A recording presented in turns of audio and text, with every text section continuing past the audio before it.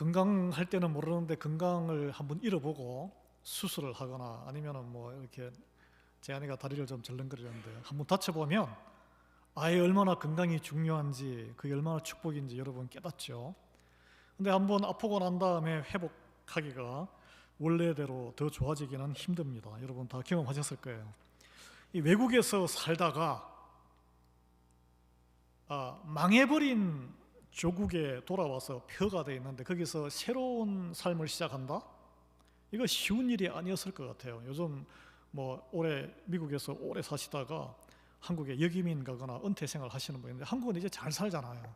그래서 이제 더 좋은 환경에 가시는 분이 있는데 오늘 이 본문에는 완전히 확 망해가지고 아무것도 남아있지 않은 곳에 그 당시에 바벨론의 제국의 수도, 페르시아의 수도, 대도시에서 살다가 미국에 뭐 이렇게 우리 LA라든지 아니면 여기 저 뉴저지나 뉴욕 맨하탄 옆에 우리 동네 이런 데 살다가 그 일제 시대가 끝나고 황폐화된 고향으로 돌아간 거랑 같습니다. 이분들이 지금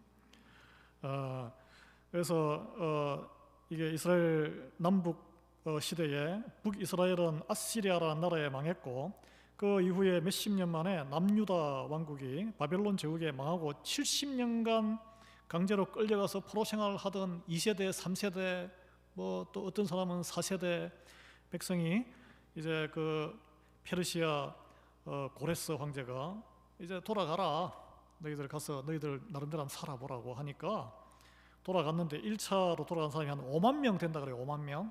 엄청난 명수죠. 아마 이들이 처음에는 기쁨에 들떠 있었을 것 같아요. 야, 드디어 말로만 듣던 예루살렘 성, 우리의 고향, 우리 자녀들이 갈까요? 말로만 듣던 서울, 광화문. 요즘 인터넷이 있어서 한번 가보면 또 감격이 있을 거 아니에요. 손자, 나중에 우리 또 정손자 세대. 예. 그런데 그들이 맞은 현실이 녹록지 않았습니다. 화려했던 그 예루살렘의 언덕 위의 그 성곽과 그리고 그 성전, 황금빛 해가 뜨면은 쫙 빛나던 뭐 다 돌무더기예요, 돌무더기. 그래서 여우가 야생 동물들이 왔다 갔다 하고 그리고 우리 여기 알렌타운은 유럽형 도시잖아요. 꽉 모여서 살잖아요. 이게 성곽, 옛날에는 이 테두리에 성곽을 딱 쳐가지고 안전을 했는데 성곽도 다 무너지고 없는 상태였습니다. 무슨 말이냐면 예루살렘은 당시에 사람이 살만한 도시 기능은 다 망가진 상태란 거예요. 그런 곳에 가서 다시 삶을 시작하는, 그래서 70년 만에 나라 망한 지 70년 만에 돌아갔고 그 이후에 100년에 걸쳐서 2차, 3차 돌아간 사람이 있었는데 오늘 여기 우리 느헤미야에 나오는 느헤미야라는 분은 그 페르시아 제국의 왕의 척근이 최척근, 요즘으로 치면 비서실의 그 중간 스태프 정도 되는 이 백악관에서 근무하시던 분인데 여기에 총독으로 돌아가게 된 거죠. 여러분 우리 한국, 우리의 조국도 여러분 그 일제 시대를 어린 시절에 살아보신 분도 계시겠지만 우리 부모님 세대 식민지 35년에서 36년 1945년에 해방됐죠. 지금 79년 됐습니다. 79년. 그 해방 직후에 많은 분들이 외국에서 들어왔어요. 아마 여러분들 부모님들 중에도 그런 분 계실 거예요. 만주에서 만주 땅에서 내려오신 분도 있고 중국의 상하이에서 들어오신 분도 있고 또 징용 당해가지고 동남아시아에서 있다가 해방 맞고 항복하고 막 한 6개월 뒤에 들어온 분도 있고 또는 미국에서 독립운동하거나 또 이민생활하다가 조국이 해방되었다니까 들어온 이들도 있고 또는 일본에서 가서 돈 벌다가 또 돌아온 분들도 있고 그리고 일제 치하 때 한반도에 고향에서 어렵게 삶을 유지하던 분들도 다 조국으로 모여들었습니다. 역사적인 사실이에요. 근데 자기들이 새로운 나라를 일으키는데 다 생각이 다른 거예요. 잘 사는 나라, 어떤 이는 사회주의, 어떤 이는 미국 민주주의, 어떤 이는 아니야 일본식, 어떤 이는 중국식, 아니야 우리 옛날에 조선시대식.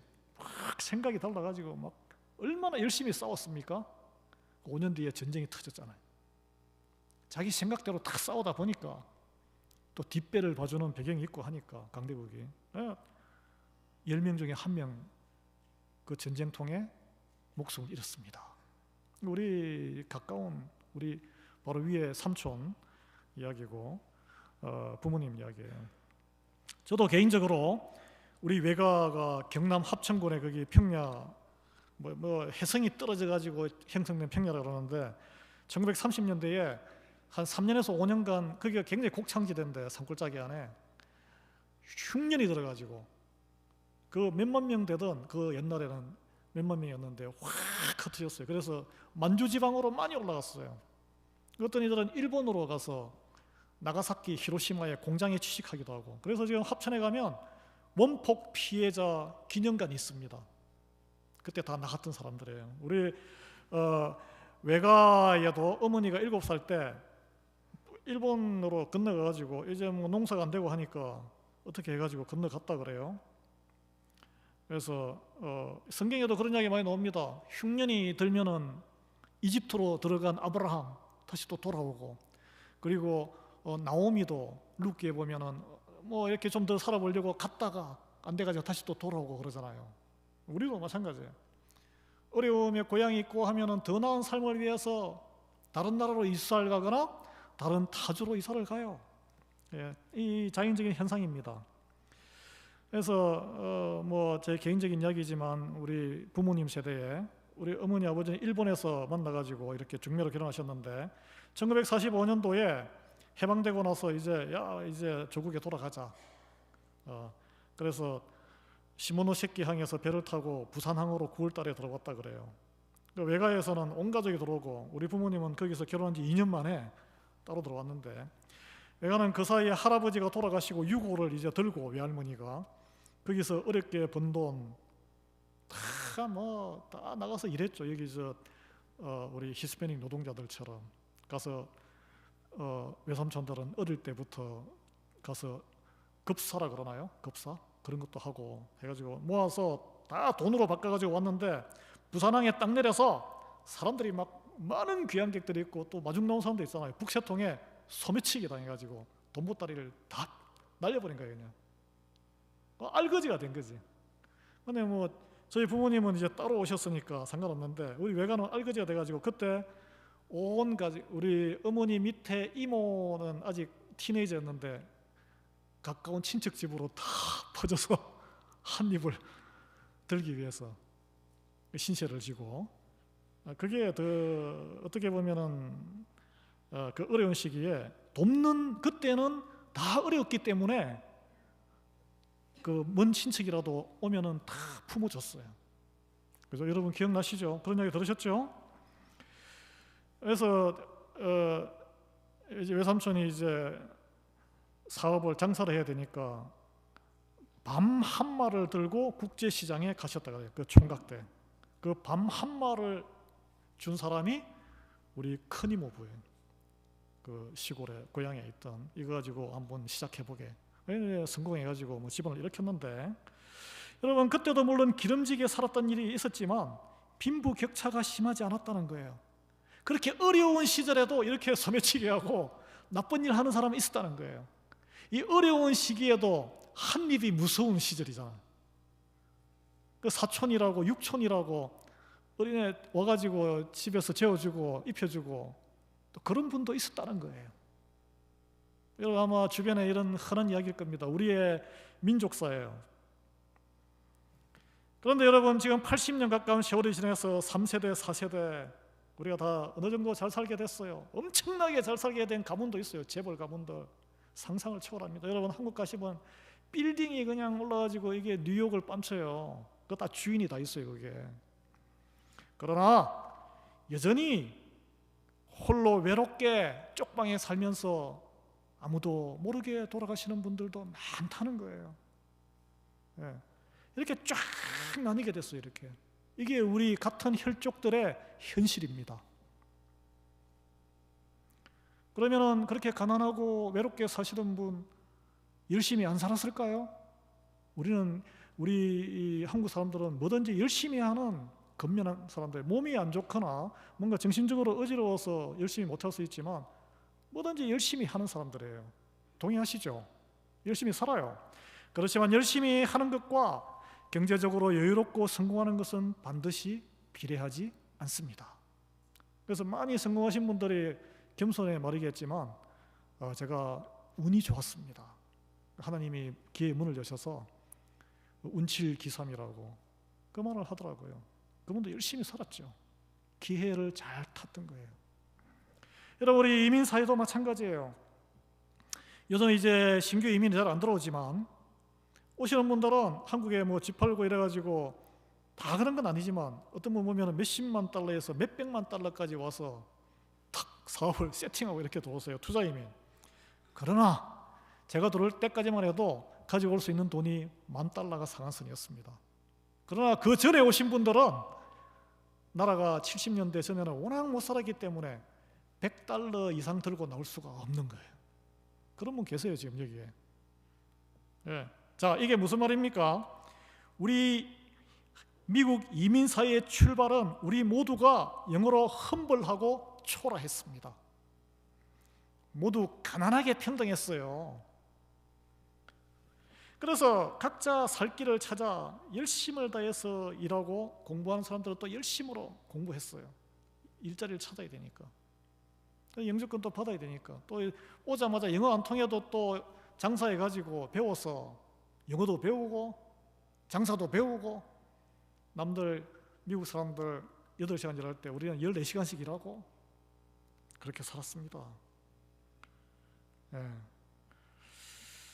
그래서 그럼에도 불구하고 긴 이민 생활에 어떤 이는 윤택해진 반면에 또 어떤 이들은 안타깝게도 넉넉하지 않은 삶의 환경 때문에 어려워하시는 분들이 여전히 많다는 거예요. 예수님이 말씀하셨어요. 이 경제적인 그 빈부는 해결되지 않는다. 나라도 구제 못한다. 항상 있다고. 그때 눈앞에 오면 도와주라고 이렇게 말씀하셨잖아요. 그죠? 특히 코로나 팬데믹이 끝난 후에 미국에 여러분 아시겠지만 물가가 살인적으로 많이 올랐습니다. 2자리 이상으로 오면 우리가 확 느끼는 거예요. 그래서 제가 찾아봤습니다. 저는 말씀을 애매모호하게 하는 것을 싫어합니다. 하나님께서는 다 적용했지만 우리는 현실 적용에 아주 구체적으로 해야 되는 거예요. 그래, 내가 구체적인 내 삶에 구체적으로 적용이 돼야 되고 변화가 있어요. 정확하게 분석이 돼야 되는 거예요. 여러분 좀 불편할 수 있겠지만 한번 들어보세요. 올해 펜실베니아에 이 식료품에 올라가지고 식료품을 주문하는 푸드스탬프를 받는 가구가 67만 877가구입니다. 모든 주민의 7명 가운데 1명이 해당되는 거예요. 정부도 도와주는 거예요. 이렇게 정부가 도와주는 거예요. 그러면은 인컴 텍스를 떼기 전에 여러분이 소셜을 받던 뭐 월급을 받던 뭘 받던 기준이 어떻게 되느냐? 1명이 사시는 집에는 한 달에 2,430불 미만, 2명이 사시면은 3,288불 미만, 3명이 사시면은 4,144불 미만, 4명이 사시면 5,000불 인컴이 없으시면 신청하실 수 있다는 거예요. 세금으로 다 도와드립니다. 그래서 이게 절대 빈곤은 아닌데 펜실베니아 지금 이 우리 사정에서는 빈곤층이란 거예요. 도모의 손길을 받아야 되는 다른 사람의 관심과 공동체에서 책임을 져야 한다는 경제적인 레벨입니다. 그래서 여기에 해당되는 교우가 있다면 또 주변에 뭐 말씀을 안 하시겠지만 우리는 체면 문화가 있기 때문에 주정부 휴먼 리소스, 우리 교회 교우 중에 다니시는 분이 있습니다. 저에게 말씀하시면 복지부에 도움을 얼마 안 돼요. 그러나 도움이 돼요. 여러분 영양을 그걸로 보충하셔야 돼요. 건강을 유지하셔야 돼요. 특히 우리 이민사회에서 한인사회에서 가장 취약한 계층은 연로하신 분들이에요. 공식적으로 65세 이상. 한인 10명 중에 6명꼴로 렌트비 또는 주거비, 식비, 의료비 지출의 기본 생활 유지에 어려움을 겪고 살고 계신다. 그리고 이 중에 그러니까 30%는 아주 극빈층이라는 것이 미주 한국일보 4월 3일자에 보도가 됐습니다. 올해. 이제 어떻게 조사했냐면 한인 비영리 봉사단체인 한인 커뮤니티 재단에서 공개를 했는데 한인 커뮤니티 재단, 샌프란시스코 지부, 주디스 임 재단, 사우폴 재단이 공동으로 미국의 아시안 아메리칸 연맹에 의뢰를 해서 한국 사람이 많이 사는 LA, 샌프란시스코, 뉴욕, 뉴저지, 워싱턴 DC, 시카고, 휴스턴, 미국의 7개 한인 밀집 지역에, 그런데 이제 우리 연세 드신 분들이 많이 사시거든요. 복지회관도 많고 사람들이 많이 사니까 또 외롭지 않고, 거기서 아마 우리 동네는 실시 안 된 것 같아요. 실시되었기 때문에 신뢰도가 있습니다. 그런데 이제 대부분 우리가 생각하기에 창피하다, 또는 내가 법적인 자격이 될까, 또는 몰라서, 어떻게 할지 몰라서 막막합니다. 여러분, 정부의 도움을 요청하는 거 부끄러운 일이 아니에요. 제가 왜 이 말씀을 하냐면, 정부도 돕는데 그리스도의 몸된 우리 교회는, 나는 성도는 뭘 하고 있나, 오늘 여기에 우리 본문의 말씀에 연결되는 거예요. 이걸 우리가 나누고자 합니다. 이 그리스도의 몸된 공동체로 저와 여러분을 이렇게 부르신 것은 한 형제 자매로 살아가라고 하나님이 부르셨기 때문에 우리는 함께 사정을 나누고 서로 사정을 알아야 되는 거예요. 내 사정을 또 숨기면 형제 자매들에게, 하나님에게 내가 내 사정을 숨겨요. 내가 예를 들어서 오늘 이 기준이 있는데, 이 하나 예입니다. 예. 내가 오늘 아픈데 내 혼자 기도하지만 누가 기도를 같이 하면, 말씀을 믿으면 중보 장로가 기도하고 하는 곳에 치유의 역사가 있고, 알리지 않으면 장로님이 어떻게 기도를 해요?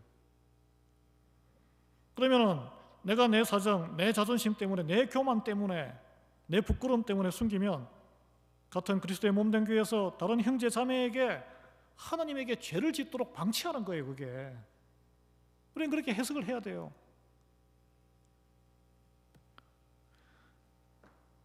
내가 어려움에 빠져 있도록 하나님이 그런 환경을, 그런 시간을 주셨다는 것은 무엇일까요? 그걸 잘 해석해야 되는데, 나와 한 몸을 이루고 있는 이 또는 혈육의 지체들에게도 알리지 않고, 보통 저희 형님들도 무슨 걱정을 끼쳐, 멀리 있는데 당장 와서 도와줘, 오면 또 귀찮고 하니까. 그러면 부모님을 욕되게 하는 거예요. 그게 그렇잖아요. 동기간에 무슨 일이 벌어졌는지도 모르고 입 딱 닫아버리고 하면 그게 남남이죠. 남남. 그러면은 이 교회에서 내가 어려움이 있는데, 내가 정말 외로운데 누군가 기도해 주셨으면 좋겠는데, 누군가 따끈한 밥이라도 좀 갖다 주면 좋겠는데, 체면 때문에 말을 안 해요. 창피해요. 여러분, 그게 바로 영적인 교만이란 거예요. 그래서 다른 형제 자매가 하나님의 선한 일에 사용되도록 할 수 있는 길을 나를 통해서 하나님이 여시는 건데, 나의 그런 교만 때문에 그걸 막아버리는 거예요. 이게. 그런 하나님의 선한 일에 기회의 문을 열면은, 그분은, 다른 분이 오면은 그분이 또 믿음을 성장시키고 거룩하게 하기 위한 도구로 사용하기 위해서 나에게 어려움을 주신 거다, 이렇게 해석이 돼야 되는데 그게 안 되는 거예요. 예수님께서는 마태복음 25장에서 창세로부터 너희를 위하여 예비된 나라를 상속받을 자라고 이렇게 하면서 뭘 이렇게 임금이 하나님인데 말씀하시냐면, 내가 줄일 때에 너희가 먹을 것을 주었고, 목마를 때에 마시게 하였고, 나그네 되었을 때 영접하였고, 헐벗을 때에 옷을 입혔고, 병들었을 때에 돌보았고, 옥에 갇혔을 때에 와서 보았느니라. 그래서 이 말씀을 들은 사람이, 아이고, 제가 언제 예수님이 그런 적이 있어서 예수님한테 간 적 없는데요? 임금님한테 간 적 없는데요? 하니까, 내가 여기서 말하는 것은 내 형제 자매 중에 지극히 작은 자 하나에게 네가 이런 처지에 당한 사람에게 한 것이 나에게 한 것이다. 이런 사람이 하나님 나라를, 예비받을 나라를 상속받을 자다라고 말씀하시는 거예요. 그런데 여러분 생각할 때, 아니 배가 고픈지 안 고픈지 알 수도 없는데, 목이 마른지를 알아야 물이라도 갖다 드리지. 나그네가 되었는지, 집에서 잘 살고 있는지, 추운데 옷을 입었는지 없는지 안 보이는데 어떻게 알아요? 집에 옷이 거득해도 그냥 저기 구딜, 요즘 미국에는 시스템이 잘 돼 있어가지고 가서 덤프하거나 버리죠. 이 옥외가 쳤을 때 예를 들어서 병원에 아파가지고 이몰전시 갔는데 창피하니까 그냥 오면은 번거로우니까 말도 안 하고 사진도 안 보내, 사진이라도 보내주고 오면 힘드니까 기도라도 해주세요. 그러면은 딱 보고 나누지 마세요. 이렇게 기도하고 그거랑 에이 뭐 그냥 나 혼자 그냥 하지. 그런 이제 신앙생활을 우리가 대부분 남에게 폐를 끼치지 않는다. 이거는 하나님의 자녀의 원리가 아니고 하나님을 안 믿는 일본식 문화의 유산입니다. 우리는 다 서로에게 폐를 끼치고 살아야 돼요. 예수님의 말씀을 직접 해석해서 적용하면 그렇다는 거죠. 여러분 주변에 내 도움과 섬김이 필요한 지극히 작은 자 한 사람이 있습니까? 아무도 노출시키지 않으면 한 명도 없는 거예요. 그분이 바로 예수님이란 거예요. 예수님이. 오늘 본문에 바벨론에서 포로 생활 이민자로 몇 대째 페르시아, 바벨론에 또 살아가던 이스라엘 백성들이 그 후손들이죠. 예루살렘에 돌아왔는데 그것에 이제 살다가 워낙 환경이 안 좋으니까 또 이게 이게 풍년이 들었다가 흉년이 들어가 이게 사이클이 있잖아요. 미국 경기도 사이클이 있습니다. 주식도 올랐다가 내렸다가 물가도 올랐다가 내렸다가 여러분 오래 사신 분은 아시겠죠. 농사도 잘 되는 해가 있고 안 되는 해가 있어요. 예. 그러나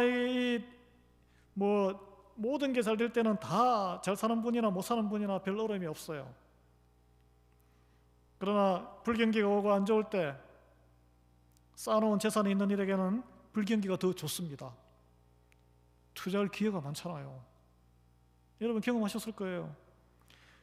그러나 역설적으로 이 불경기가 하나님의 선하신 뜻을 이룰 좋은 기회의 문이 열리는 시간이에요.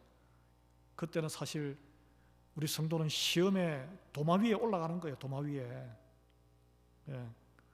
공동체의 형제 자매들이 배고프고 뻔히 아는데 힘들어서 어려움을 아는데 급한 사정을 아는데 체면 때문에 말을 못하는데 야 이게 완전히 지금은 물반 고기반 노다지네. 재산을 더 늘릴 기회로 삼으면 이 땅의 보화를 쌓는 시간이에요. 그 시간이.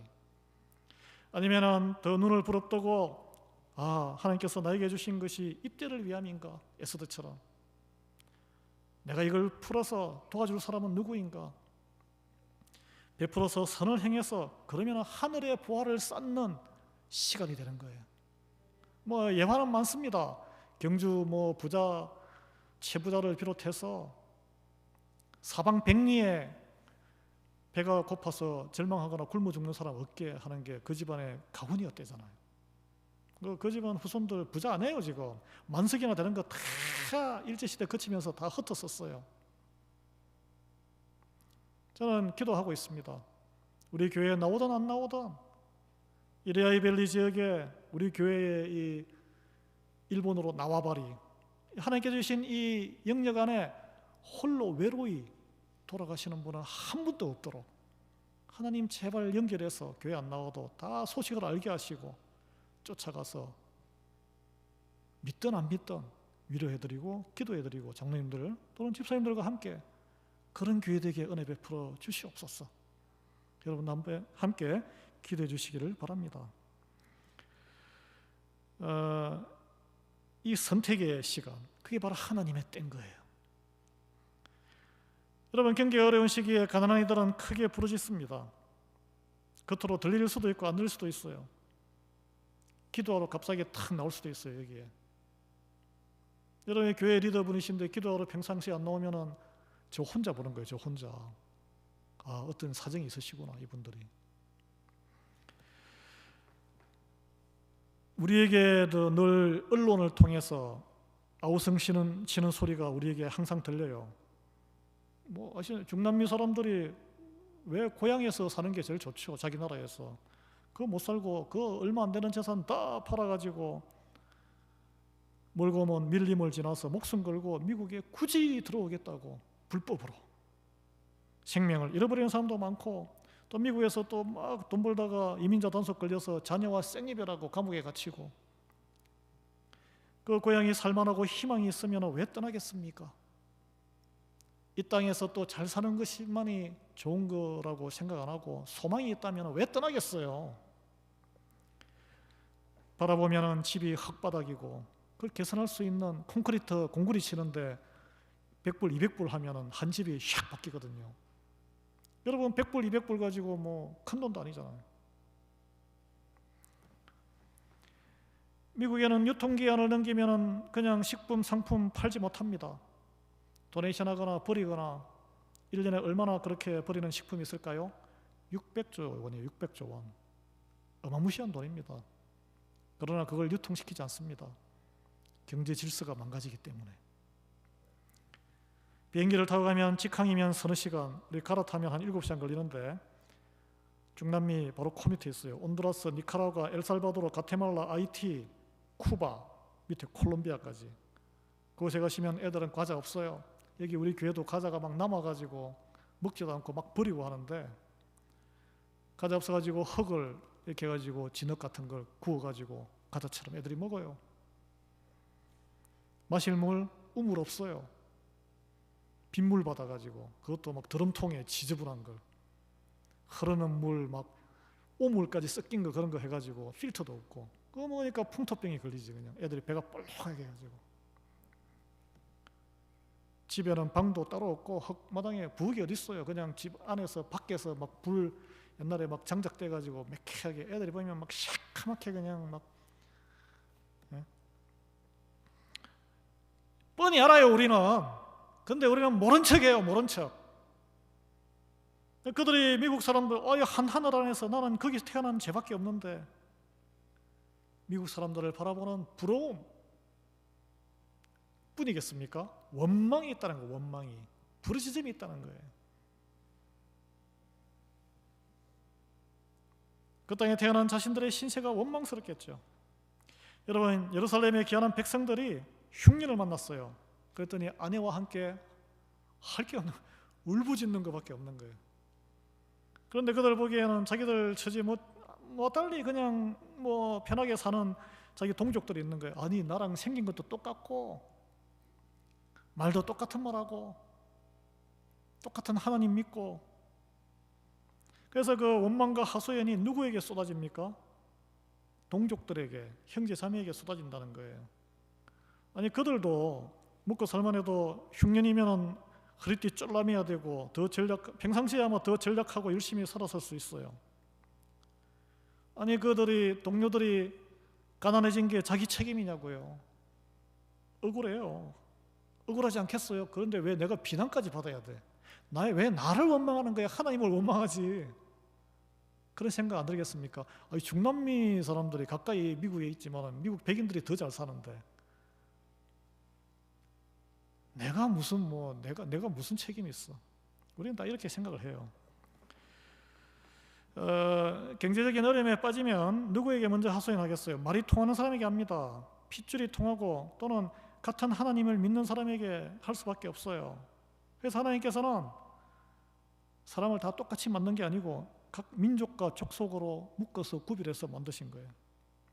어떤 목사님은 중남미에 있는 꼬리안들만 찾아가가지고 돕는 목사님 아마 이런 데서 비롯되지 않았나 생각을 해요.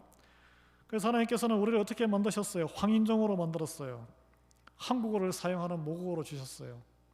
김치 먹게 하시고 된장 먹게 하시고 김밥 좋아하게 하시고 떡볶이 좋아하게 하시고 잡채를 먹는 민족. 누가 그렇게 그런 걸 먹습니까? 오늘 여기 흉년 만난 백성들이 그냥 양식을 사기 위해 자기가 가진 말도 팔고 파도원도 저당 잡히고 돈을 이렇게 비싼 이자를 무릅쓰고 돈을 빌렸습니다. 처분할 부동산 재산이 없는 사람들 어떻게 했습니까? 아들과 딸을 종으로 팔 수밖에 없었습니다. 아들과 딸을 종으로 파는 거예요. 이게 참 처참한 거예요. 여러분 이게 그냥 옛날 이야기 같죠? 100년 전에 우리 조국에도 흔했던 일입니다. 불과 100년 전에 제가 예를 들겠어요. 여기 평양 출신도 계시는데 부모님들이 기생으로 아주 유명한 것이 기생문화, 기생학교가 있어요. 거기에. 그래서 웬만한 집에는 딸이 태어나면 다 해가지고 한 12살 되면 기생학교에다가 팔아요. 그러면 돈을 받아. 정기적으로 딱딱 받아가지고 생활비에 보탰어요. 여러분 아시는 김동길 교수님 돌아가셨는데 그분이 평양에서 조금 떨어진 곳에 고향인데 아버지가 좀 재산도 있고 면장도 했는데 광산 투자로 해가지고 쫄딱 망해서 어머니가 야 이거 완전 망했다, 사람 많은 평양시에 가서 싹바느질을 해서라도 애들 키워야 되겠다. 어머니가 하나님을 믿는 사람이었어요. 선교사님에게 전도를 받아가지고. 그래서 주변에 그 누나가 있거든요. 김동기 교수님 누나가 있는데 주변에서는 아이고 이거 먹고 살기도 힘든데 그냥 다른 집안처럼 기생학교에다 보내가지고 생활비로 좀 이렇게 해서 도움이 되게 하세요. 이렇게 막 조언을, 그런 사람들이 많았으니까 그게 그 시대에 보통 상식이에요. 그런데 하나님을 믿는 이 어머니는 무슨 소리냐, 내가 허리가 부러지더라도 아들하고 딸하고 공부를 시키겠다. 그러니까 학교를 보낸 거예요. 학교. 예. 그래서 신실한 그리스도인으로 이렇게 성장해서 이분이 바로 최초의 여성으로서 교육부 장관도 지내고 여의대 총장으로 여의대를 세계적인 여성대학으로 만든 김한란 여사, 그 다음에 총장이 된 김옥길 여사예요. 김옥길 여사. 들어보셨는지 모르지만 한국의 대표적인 여성교육의 열매입니다. 그리스도인이에요. 기생으로 살아가야 할 소녀가 믿음으로 눈물의 씨앗을 뿌린 한 어머니로 인해서 세상에 큰 영향력을 끼치는 사람으로 쓰임받은 거예요. 하나님께서는 하나님 나라에 대해서 울면서 종자가 되어야 될 이 씨앗을 먹지 않고 뿌리는 것에 비유했습니다. 우리 화면을 보시고 시편 126장 5절 6절 말씀을 한 분 같이 읽겠습니다. 시작. 눈물을 흘리며 씨를 뿌리는 자는 기쁨으로 거두리로다. 울며 씨를 뿌리러 나가는 자는 반드시 기쁨으로 그 곡식단을 가지고 돌아오리로다. 아멘. 이거는 우리 보릿고개의 배고픔 가운데 있지만 종자 씨앗은 먹지 않는다는 거예요. 풍성한 추수를 기대하고 들여나가서 씨앗을 뿌리는 농부의 그 헌신과 눈물 나는 사연, 하나님 나라의 복음을 전하는 일, 어려움에 처한 형제자매 교우를 돌보고 한인들과 지역 주민을 돌보고 이렇게 관심을 갖는 일, 하나님이 기뻐하시는 일이에요. 그런데 그게 그냥 편안하게 되는 건 아니란 거예요. 그게 눈물을 흘리며 씨 뿌리는 그 농부의 심정이란 거예요. 그게 그런 인내와 애씀의 헌신이 있는데 반드시 하나님께서 상급 주시고 기쁨의 단을 거두는 결과를 주신다는 거예요. 예. 오늘 본문에 흉년을 만나 양식이 떨어진 동족들에게 부동산과 자식까지 종으로 담보 잡고 돈을 빌려준 유대인들, 세상 사람들과 똑같이 높은 이자를 쳐서 받았습니다. 세상 법대로 관행대로 하는 것인데 다 세상 사람들이 그렇게 사는데 내가 무슨 잘못을 했냐고 그들이 생각했을 거예요. 어떡하라고. 괜히 저금리로 사채 주거나 무이자로 주면 금융 질서만 어지럽히고 내가 왕따 당하지, 모난 돌이 정맞는다고 그렇게 생각했을 거예요. 그러나 현실이 중요해요. 현실은 공동체의 형제 자매가 울부짖고 있다는 거예요. 울부짖고 있다는 거예요. 내가 그 사실을 눈 감고 있다는 거예요. 무엇을 핑계로? 세상 상식을 핑계로. 남들 다 그렇게 사는데 뭐 이걸 핑계로. 하나님의 백성으로 택함받고 살아가는 자기 신분을 망각한다는 거예요. 여러분, 하나님 나라의 재건을 위해서 페르시아 제국의 수도의 왕궁에 황제 최측근 고위직을 놔두고 하나님 부르심의 소명에 순종해서 제국의 아주 변방, 완전히 황폐화된 곳에 책임자로 자원해서 왔던 느헤미야가 눈에 어떻게 보였겠어요? 이게 그가 그 월급이나 받고 그냥 거기서 확 빨아들여가지고 재산을 정치하기 위해서 왔으면 이런 게 눈에 안 보였겠죠. 그러나 하나님의 마음이 있기에 말씀으로 이 사태를 해석했습니다. 7절에 보면 확 화가 났어요. 뭐 하자는 거지? 그리고 깊이 생각했어요. 그 다음에 예루살렘 이스라엘 백성의 귀족과 민장들, 영적인 리더, 생활의 리더를 책망했습니다. 너희들이 어렵게 싸워서 이방민족으로부터 남아있는 유대 형제 자매들을 구해내서 겨우 이제 하나님 백성 공동체를 회복하고 있는데 그 알량한 너희들 좀 더 잘 살려고 경제적인 이득으로 그들을 노예로 만들 셈이냐? 같은 형제 자매를 노예로 삼지 말라는 모세를 통해서 있었던 하나님의 율법 정면으로 배치되는 것이기도 해요. 그래서 느헤미야가 한마디 말하면 너희의 소행이 좋지 못하도다. 하기 쉬운 말 아닙니다. 그들의 공격을 받으면 어떻게 해요? 자기는 홀로고. 세상 사람들이 다 그렇게 산다고 당연한 게 아니란 거예요. 하나님 보시기에 너희들은 지금 악을 행하고 있는 것이다. 이렇게 깨닫도록 알려줬다는 거예요. 이게 가정과 교회와 일터의 영적 리더의 역할이라는 거예요. 우리가 그걸 감당해야 돼요. 그리고 느헤미야가 딱 보니까 자기 자신과 자기 집안의 사람, 수하의 종들도 똑같이 이자를 받고 있었던 거예요. 그걸 깨달아. 그리고 자기가 이자 다 돌려주고 더 이상 이자를 받지 않기로 먼저 결단합니다.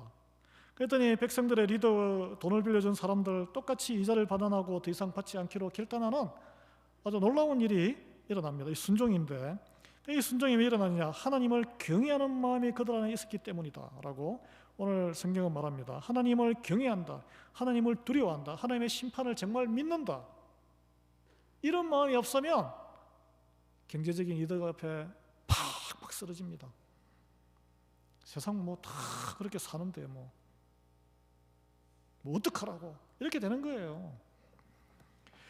여러분, 하나님의 자녀일지라도 리더일지라도 평상시에는 우리가 아무것도 모른 채 그냥 일반적으로 살 수 있어요.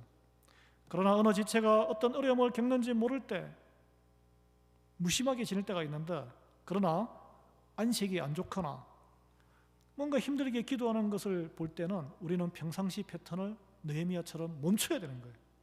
멈춰야 되는 거예요, 이게. 그래서 그때가 하나님이 나를 부르는 타임이에요. 내가 준 것, 많은 것이든 작은 것이든 그것을 사용해라. 그때가 하나님이 하나의 상급을 쌓을 수 있도록 우리를 기회의 문을 확 여는 줄 믿으시기 바랍니다. 예. 근데 세상 사람들은 이럴 때 어떻게 하느냐? 인격이 좋고 이게 좋으신 분들은 표정 관리를 잘해요. 모른 채 하거나 적당한 선에서 생색을 내고 피해야 되는 부담스러운 상황이기 때문에 그런 거예요. 우리는 진심으로 해야 된다는 거죠. 축복의 기회의 문을 여시고 인도하시는 때구나. 이때를 위해 나를 준비하셨구나. 이걸 깨닫는 복이 저와 여러분에게 있기를 예수 그리스도의 이름으로 축원합니다. 그리고 적극적으로 뛰어들어야 돼요.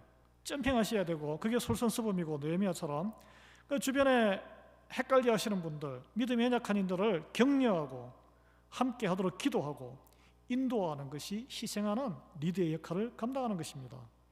하나님은 어떤 이들을 기뻐하시고 천국의 후한 상급을 주시겠어요? 뭐 간단해요, 이게 생각하면. 여러분 주변에 적용을 하겠습니다. 나의 손길이 필요한 그런 분이 있습니까?